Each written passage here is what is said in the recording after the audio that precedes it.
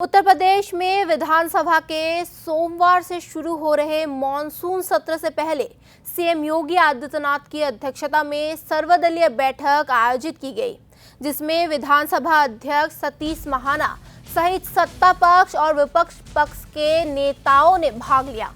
बैठक में सदन की कार्यवाही शांतिपूर्ण, गरिमापूर्ण और सुचारू रूप से संचालित करने पर सहमति बनाने का प्रयास किया गया। सतीश महाना ने कहा कि ये सत्र विशेष होगा क्योंकि पहली बार विधानसभा में वंदे मातरम का पूर्ण संस्करण गाया जाएगा।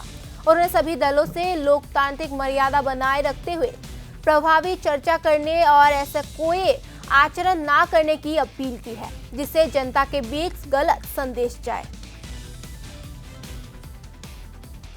महत्वपूर्ण सत्र होगा क्योंकि पहली बार वंदे मातरम गीत पूरा गाया जाएगा, 6 पैराग्राफ्स, क्योंकि गवर्नमेंट ऑफ इंडिया ने इसका एक नोटिफिकेशन भी जारी किया है और ये सदन पहला होगा जिसमें पूरा वंदे मातरम गीत गाया जाएगा। विधानसभा सुचारू रूप से चले, लगभग 4.5 साल हो रहे हैं सरकार को। सरकार की उपलब्धियां हैं जो सरकार बताना चाहिए, विपक्ष के अपने कंसर्न्स होंगे जो रेज करेंगे। वो लोकतंत्र सहमति और असहमति से इसका एक पार्ट है। चर्चा परिचर्चा लोकतंत्र की मजबूती है, उसकी आत्मा है।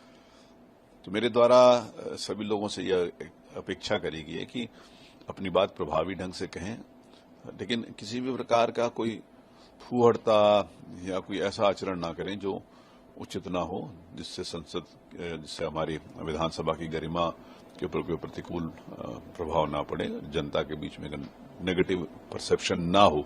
इसीलिए अपनी बात कहें, जो आपके मन की है वो बात कहें, उसके लिए मैं पूरी छूट लूंगा, चाहे प्रतिपक्ष हो चाहे सरकार के लोग हों।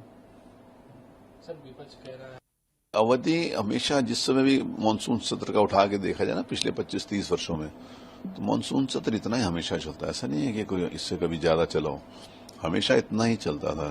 3-4 दिन से ज्यादा कभी भी मानसून सत्र नहीं हुआ। उतना चल रहा है, लेकिन जितना समय चले उतने समय में पूरी अच्छी तरीके से भागीदारी करें, अपनी बात कहें, उसमें पूरा समय, पूरे दिन में जितना अधिक से अधिक समय उस दिन के अंतर्गत बिजनेस के लिए दिया जा सकता है वो मैं दूंगा। सर, राम मंदिर पर चर्चा चाहती है वो जब जिस पे चर्चा चाहती है तो नियमानुसार उनको नोटिस दें। अब किस पे क्या चाहते हैं, सड़क के ऊपर तो बोलने से नहीं होगा ना। तो विधानसभा में अगर चर्चा है तो विधानसभा में नियमों के अंतर्गत नोटिस देना पड़ेगा। तो उन नियमों के अंतर्गत नोटिस देंगे, अगर नियमावली उसको परमिट करती है तो उनको सुना जाएगा।